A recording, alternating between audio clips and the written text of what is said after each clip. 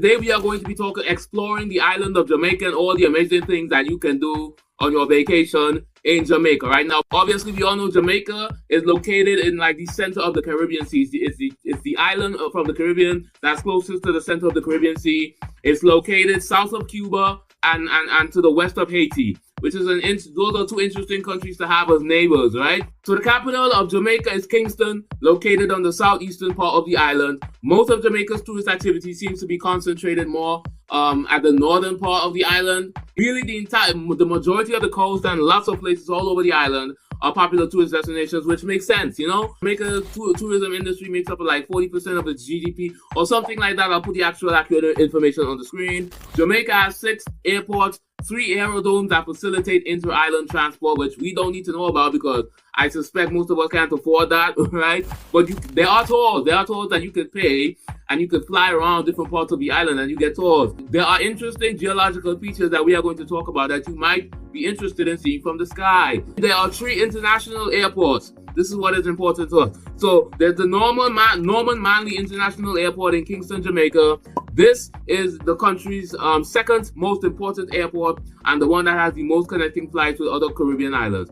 Then you have the Ian Fleming Airport in Ocho Rios. This airport only recently became an international airport in 2013 and only has flights with, certain states in the United States. I think like Miami, Florida, something like that. I'll put it on the screen, right? Thirdly, is Jamaica's biggest and most important airport, the Sangster International Airport. I like that name, Sangster, right? This is the airport in Jamaica that has the most connecting flights with other countries, and also it has the most connecting flights with the United States, which is where most of Jamaica's tourists come from, and thus, it's a very important airport, and if you're a tourist, most likely this is where you are going to be entering Jamaica from. Now, Jamaica has 3 major resort towns: Negril, Montego Bay, and Ocho Rios. Now, each of these towns offers a wide range of activities, right? There are lots of stuff to do. A lot of them very similar, and you're going to learn about these things as we go through this video. But they all have certain preferences to which they cater.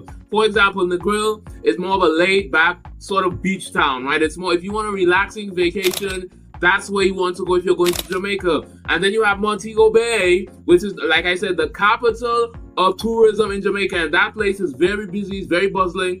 And I'm not saying you can't have a laid-back vacation there, but, it's so busy. One of the good things about Montego Bay being so busy, though, is that there's tons of stuff to do. Anything that you desire to do that is possible in Jamaica, you can do it at Montego Bay. Then you have Ocho Rios, which means like 8 rivers in Spanish, and their thing is, outdoors adventures, animals, nature, just having fun in the outdoors and exploring. That's the kind of thing that's sort of their specialty over there. Now let's dive into all the amazing things there are to do and see in Jamaica. And let's start off with one of Jamaica's most amazing natural phenomena. So we're talking about, if you're from Jamaica, Cockpit Country. So what is Cockpit Country? Well, Cockpit Country is located in the west central part of the country of Jamaica, and it's like 500 square miles of this really interesting karst landscape, right? So Jamaica's Cockpit Country's terrain is made up of mostly white limestone, which is very easily eroded by the carbonic acid in rainwater, even more so than regular limestone. Centuries of erosion has caused this area of Jamaica to be perforated with these deep conical cavities that give Cockpit Country its look. It also causes erosion in the subsurface of this area, creating numerous caves, subterranean water reservoirs, and channels that feed a large part of the country's river system. I think like 40% of which part of West Jamaica's water supply comes from Cockpit Country. Cockpit Country also contains 50% of Jamaica's remaining rainforest. It's but it's important for more reasons than that. You see, we're talking about tourism in this video, right? And Jamaica is very popular for its rivers and streams, and the waters in Jamaica's rivers and streams look extremely beautiful, and a lot of it has to do with the high content of limestone of which Jamaica is made of. So limestone dissolves in water, it breaks down into minerals that scatter the sunlight as it passes through the water, enhancing blue and green wavelengths and giving the water an aquamarine look. Many Caribbean islands have beautiful coastal waters with various shades of blue, mostly due to white sand particles that are derived from degraded coral reefs. Jamaica has this as well, but unlike many Caribbean islands, Jamaica has similar effects in its rivers, swamps, and lagoons. This is caused by the limestone, especially white limestone, like the kind that makes up the Jamaica's carpet country, having similar effects on Jamaica's inland water bodies. Some of the most popular spots you can visit to see this in Jamaica, obviously. So you have the Blue Lagoon, located on the eastern side of the island, is a very popular spot. There is no official entrance fee, but a donation of $20 to $30 is usually expected. Allegedly, there's free parking somewhere around here as well, right? There are also boat rides and bamboo rafts available, but there are no set prices. You will have to negotiate with the folks there. I was born in Trinidad and Tobago, and some places we have this, but most of the water here, like, it's just transparent and clear, and sometimes it's brown. Okay, so definitely this is a step up in terms of beautiful water, right? So there are other popular examples. On the western side of the country near the grill, there's Blue Hole Mineral Spring. This is literally a hole in the ground in which 35 meters down flows turquoise blue water. It's a simple setup, but apparently there's a lot of fun to be had diving in and out of this hole. And just like a lot of other popular bathing pools around the world, apparently it has some sort of magical healing properties of some sort, right? To access the hole and surrounding areas, a $20 fee is charged that allegedly goes towards maintenance of the site. I think the most popular blue hole is the Blue Hole in Ocho Rios. To be honest, there are so many places referred to as Blue Hole in Jamaica. This one in Ocho Rios is claimed to be the original Blue Hole, but then it's not one place. It's like a network of popular pools and streams. Jamaica's rivers are extremely diverse and unique. It doesn't just have very beautiful rivers. It also has a river system that could be considered probably one of the most scariest and interesting in the world. Jamaica's Black River is located at the southwestern part of the island in St. Elizabeth's Parish. It's the second longest river in Jamaica, and it gets its name from the color of its waters, which can be very dark in color, sometimes appearing black at parts. The river's color comes not from mud, but from the vast amounts of rotting organic matter deposited in the river that dissolves and tints the water like a tea bag. Black River Town, which is the town through which the river runs to connect to the ocean, once was Jamaica's second most important commercial hub. They floated logs down the river to be shipped to England. Spices, cow skins, rum, all of this was traded at these ports. Slaves, unfortunately, were also brought to Jamaica through these ports. The Farquharson wharf, you pronounce it, I'm not even going to try, where slaves were auctioned off, still exists along the river, and you can see it still exists on the river. There was also a terrible massacre of African slaves aboard one of the ships that were headed towards this river. Again, PG-13 for this little segment here, right? The Zong massacre occurred in 1781. 132 slaves, aka people, were thrown overboard a ship named the Zong. The people were thrown overboard by the crew, who cited a water shortage aboard the ship as a justification, right? Upon arriving at Black River, the owner of the ship sued, right? Making insurance claims for the deceased slave. The case was litigated in London in 1783. However, the claim was dismissed, not because the owner of the ship was a mad person, but citing that the ship's lack of water was due to navigation errors on the part of the ship's crew. Jesus Christ. Now, there is currently a monument to the people who were massacred still there, and you could go see it, right? The popular tour companies, you can see them on the screen there, that take you on tours of the rivers and the streams. I don't know if they specifically take you to these monuments, but they obviously take you on tours of the river and stuff. Tragedy is not the only amazing thing about this river, right? So this river is one of the most biodiverse places in Jamaica, and it's home to Jamaica's popular crocodile. Jamaica has the third largest population of crocodiles in the Caribbean, and almost all of them live in Black River. Okay, apparently these crocodiles are American crocodiles, but being very different from their North American counterparts, they are very docile. I suspect maybe because of the amount of cannabis trees and leaves that are probably deposited in the river. I don't know, but apparently they're very docile. I mean, to emphasize how significant and important these crocodiles are to Jamaica, it's on their coat of arms. The crocodile represents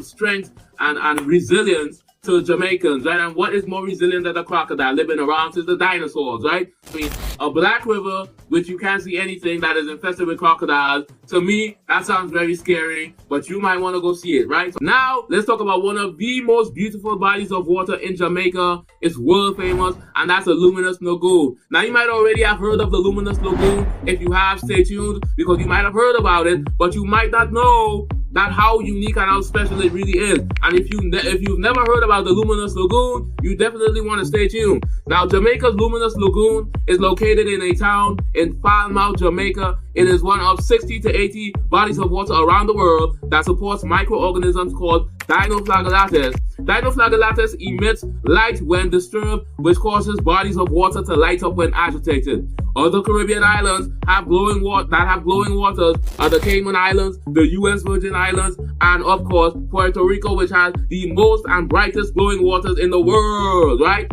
There are also many other places in the Caribbean and the world that claim to have this phenomenon. However, when it comes to bodies of water with the right conditions that support dinoflagellates in enough numbers to glow brightly and year-round, not just seasonally, only 3 countries have conclusively proven that this phenomenon exists within their borders: Puerto Rico, Vietnam, and Jamaica, the land of wood and water. Jamaica's Luminous Lagoon is located approximately 30 to 40 minutes from Montego Bay, which means, when you land in Jamaica, you are 30 to 40 minutes away from seeing a glowing pool of water that glows bright blue every time you touch it. Does that not sound like one of the best ways you can start your vacation? Now, to enter the lagoon costs $25 US, and there are additional fees if you want to swim or do a boat tour and stuff like that. And it doesn't even cost that much, folks. Now we're going to talk about another interesting geological formation in Jamaica. We've already spoken about Cockpit Country, and we are not finished speaking about Cockpit Country, but we also need to speak about Blue Mountain, Jamaica. This is almost probably as important as Cockpit Country when it comes to Jamaican geology, okay? So Jamaica's Blue Mountain Range is comprised of the Blue Mountain, Jamaica's tallest mountain, and the John Crow Mountains. It's the tallest mountain in the Caribbean outside of the island of Hispaniola. That contains the largest mountain in the Caribbean. I think it's Pico Durante or something like that. Some amazing facts about Blue Mountain. It's one of the best places to see Jamaica's unique birds. Jamaica is a Caribbean island with the most endemic species of birds. What does endemic mean? It means you find these birds nowhere else other than Jamaica. And Jamaica has, I think, between 29 to 30 endemic species of birds. Now, strictly speaking, the island of Hispaniola, is actually has a slightly more endemic species of birds, having 33 endemic species, right? That's a little bit more than Jamaica. However, because the island is divided into 2 countries, neither country has more endemic birds than Jamaica. And even if the island were one country, Jamaica will still have the most endemic species of birds per capita by far. So what does this have to do with the Blue Mountain Range? So the Blue Mountain in Jamaica is the only place you can actually see all the endemic species of birds that there are in Jamaica. That's at least what I read online, right? So some of these endemic species of bird include the toddy, the redbill, the red-bill streamer tail, the black-bill streamer tail, the Jamaican owl, they have their own owl, the Jamaican mango, they have their own bird that's like a mango, the Jamaican woodpecker, the Jamaican blackbird, and many others. They have a lot of interesting, unique birds. And, these birds are very popular for the same reason Jamaica is popular, because a lot of these bird species, they just have so much uniqueness and so much charisma. It makes them very popular with bird photographers online. I did not see, with bird photographers worldwide, right? Now, the other thing that Blue Mountain, Jamaica is popularly known for is its coffee. Yes, it's coffee. You didn't know that, do you? Now, I'm not a coffee person, so you have to bear with me here. But apparently, Blue Mountain coffee is like the best coffee one of the best coffees in the entire world. Not the Caribbean, folks, the world. When I say best, I'm not trying to sell it to you. It's not like top 20 or top 10. It's like top 3 or 5. And it's like for a lot of the coffee drinking community, it's number 1, right? So it is very expensive. It is very rare. And over 80% is sold to Japan. And we all know Japanese people have good taste. They invented sushi. So, that's some good stuff, right? That's some good stuff if the Japanese people are buying it, 80% of it, right? Now, we've spoken about Blue Mountain and we've spoken about Cockpit Country. Our next topic has these 2 things in common. But I have to tell you that I have to give you a disclaimer again, because we are going to be talking about Jamaican history. And Jamaican history is very feisty, right? And it will involve slavery and death and revolution. You know what I'm saying? So, without further ado, we are going to talk about the Maroons of Jamaica. Maroons, if you don't know, were African slaves who managed to escape into Jamaica's mountainous regions, where they formed alliances and mixed with Native Americans, the Taino people, and they fought off the British forces using guerrilla warfare forcing the British to sign treaties allowing the Maroons to control and independence in their settled towns. Jamaica's Maroons were divided into two main groups, the Leeward Maroons and the Windward Maroons. The Leeward Maroons were based in the hilly areas in the west of Jamaica, largely in cockpit country. Do you remember cockpit country? Remember we spoke about that? And then the Windward Maroons were based in the mountainous areas to the east of Jamaica, like the Blue Mountain Range. Imagine if you are running away from basically like what's the name? Like that those people in Star Wars. I'm not really a big Star Wars fan, but no, you're running away from the Empire. Okay, that would be the perfect place to fight a guerrilla warfare against the British Empire. This mountainous, hilly region that's impossibly complex, right? They signed treaties with the British, but from what I read, some of the treaties the Maroons made with the British between 1739 and 1740 required them to return runaway slaves and help suppress slave rebellions, which is not cool. History is complex, it's not black and white, and still Haiti was the only place in the Americas where slaves actually fought and won a revolution, meaning completely just overthrew the government and took over the entire country. They weren't able to do that in Jamaica, but what the Maroons still did was very impressive. We have to give them credit for that, right? What's amazing is, if you want to know about the history of the Maroons, you don't have to read a book, you don't have to watch a documentary. The Maroon towns still exist, and you can go see them, right? They exist as semi-autonomous regions separated from the rest of Jamaica. They have their own governing structures and make their own laws, right? Each town has its own chief known as a colonial and also a council of elders. All lands in Maroon Town are held in common, so you can farm, build a house, but land cannot be sold to outsiders, right? And this is causing one of the big problems that we are going to talk about between Maroon Town and the government of Jamaica. There are 4 remaining Maroon towns in Jamaica. Apampong Town is located in the west in Cockpit Country. This is one of the main, if not the main, Maroon town. Then you have Charlestown in Portland Parish, located along the Buff Bay. Then you have Moortown in Portland Parish, within the Blue Mountain and John Crow Mountains, right? Then you have Scots Hall in St. Mary's Parish. In modern day, Jamaican Maroons have found themselves in conflict with the government of Jamaica again. This time, the battle is over land rights, the question of are their treaties that they made with the British still valid, and protecting the environment. What's causing this conflict? Well, bauxite mining, of course. Jamaica is the world's 9th largest producer of bauxite. It's Jamaica's #1 export. Basically, if Jamaica isn't making money from tourism, they're making money from bauxite. I remember I was looking at the map of Jamaica when I was learning about Jamaica, and I saw all these patches of red land all over the country, and I was pretty sure it was some sort of mining, but I didn't know what it was. Thus, the Jamaican government seeks to expand bauxite mining in the country, but some of the locations identified as being prime locations for new mines are allegedly located in what the Maroons call their territory, right? Most of the major Maroon towns have turned to tourism to generate more income. So if you want to support them, that's one way you could do it. Many of these Maroon towns have museums that commentators online have claimed are very informative. They put on a show for the guests. There are hikes to explore areas and surrounding villages. You may even get fed an idle meal and receive a lecture on herbal medicine and stuff of that sort. Maybe those descriptions don't do it justice. I'm pretty sure, to be in a town where they weren't liberated because the Queen of England said you're free now, but they liberated themselves. It would be pretty interesting. You could just observe there would be a lot of unique things that were very different about this culture as opposed to, other Caribbean cultures and other Caribbean islands. Now, we are going to talk about a very popular musician in Jamaica. I've heard about him before, but I've never listened to any of his music. What's his name again? I think it's Bob Marley is his name, right? So Bob Marley, his real name is Robert Nestor Marley. Apparently he used to call himself Nestor Marley, but people were saying that sounds gay, so he changed his name to Bob Marley. Good choice, right? Bob Marley single-handedly made reggae music a global sensation. Now listen to this. You're not going to believe the resume here. The BBC awarded him Song of the Millennium, not Song of the Year, folks. Song of the Millennium for One Love. He has a Hollywood Star of Fame, even though I've never seen this dude in a movie. Times Magazine awarded him Album of the Century. I know there's a lot of competition, apparently friendly competition between islands. Jamaica at Barbados. I'm sorry, neither Nicki Minaj or what's her name, Rihanna, is ever going to receive the song or the album of the century or anything like that. I apologize. Don't get angry with me. Those are just the facts, right? Thus, due to his legendary status, Bob Marley is not buried in a grave somewhere. He's buried in a mausoleum on 9 Mile Road in St. Anne's Parish. The mausoleum is in his mother's house where he grew up and where he's now buried. In the mausoleum, there's the famous rock pillow where Bob Marley would meditate. There's a marble tomb where his body resides along with a guitar. There's also a tomb for his mother, Sadaya Booker. Now, there appears to be an entrance fee of $25 US. Plus, it's advisable to bring some extra cash. But there's a lot of things to do and see. And there's, souvenir shops where you can buy rare Bob Marley memorabilia and stuff like that, right?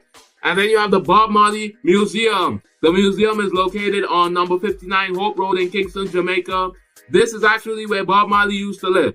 It was also where, he ran his Top Gong record label, right? There are bullet holes in the walls of his house from an assassination attempt against Bob Marley in 1976.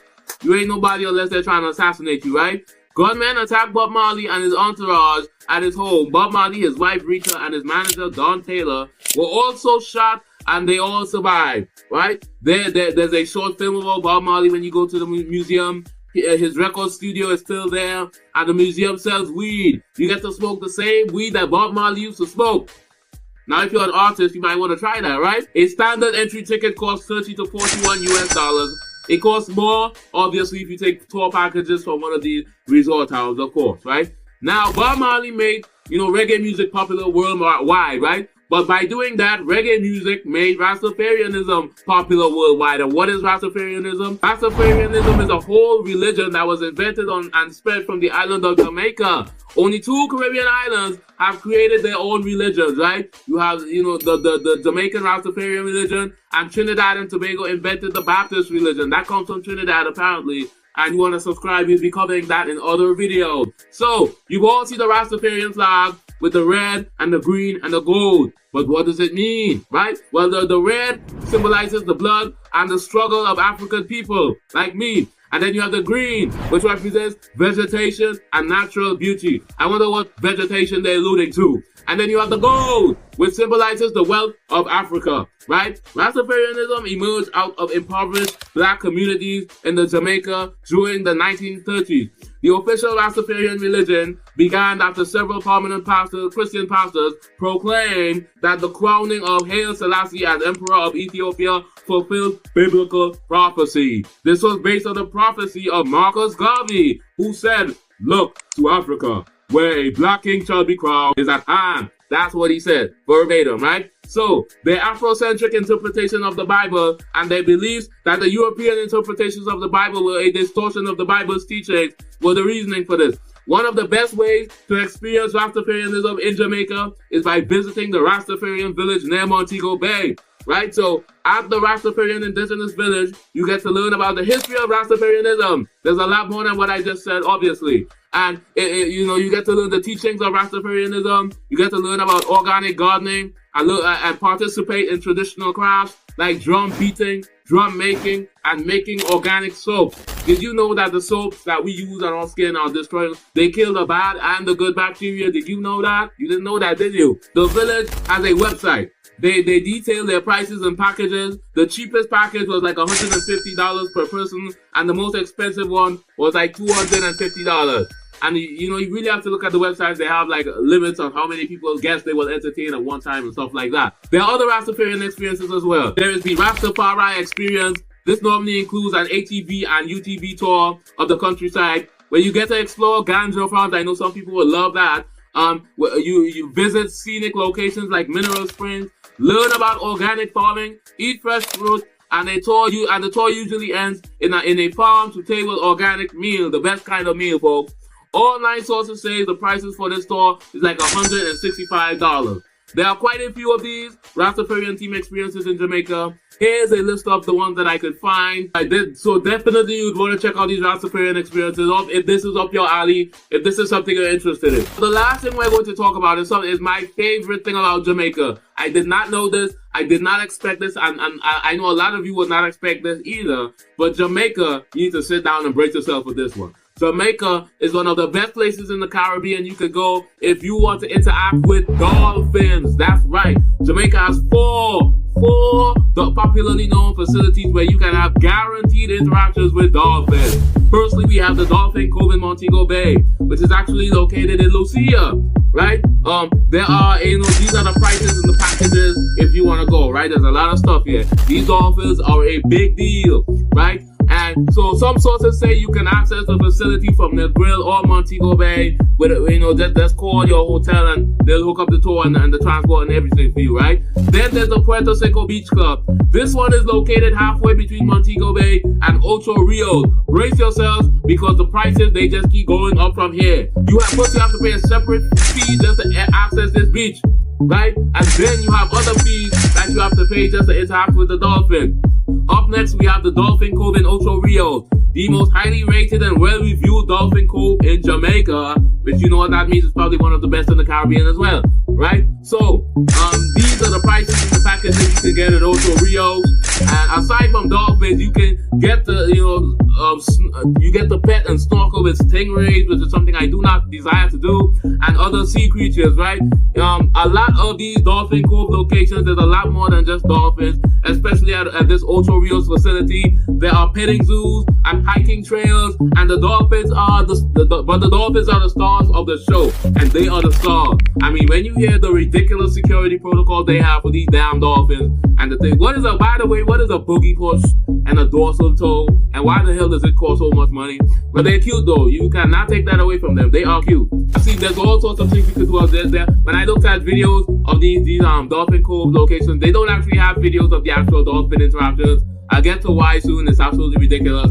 But they do have all these different things. There's restaurants, something like places where you can buy drinks. I don't know if they're bars. There are kids there, of course. And there's all sorts of interesting trails and animals, other types of animals and stuff, petting zoos. I think one of them has ostriches. Who doesn't want to play with some damn ostriches? I mean, I want them to be behind a fence because I think those things can be dangerous, right? But they have ostriches, right? That's cool, right? So the last one is located at the Moon Palace Resort in Ocho Rios. This is the largest resort in Jamaica, which probably means it's very expensive, right? And you need to be a guest in order to interact with the dolphins at this resort. These are the prices for the dolphin interactions at this resort, right? And then here you have the actual price to stay at the resort. Obviously not for impoverished folks like myself, but if you have the money, you can definitely go and you can see you can stay at the best hotel, the largest hotel in Jamaica, allows you to play with their dolphins. So folks, obviously that is just the tip of the iceberg of the things that you could do in Jamaica. I hope I gave you guys enough relevant information, and you learned a little bit about Jamaica from watching this production, right? So thank you so much for subscribing. If you have any suggestions, if you think that if you saw that any prices were incorrect, any information was wrong, put it down in the comments, right? And share it so that people will know, right? This is an entertaining but also educational video, right? And I'll pin it to the top of the comments. If you have any countries or islands or anything that you want me to review, I am not a country specific YouTuber. Okay, I started off doing videos about Trinidad because that's where I'm from, so I knew that I would know the information. But I intend to do many different places. I enjoy doing these videos. I enjoy most of the stuff I learned in these videos. I mean, I have little ideas, but I didn't know lots of stuff, and I learned a lot. So, if you have any ideas about interesting places around the world that you think I could make videos about,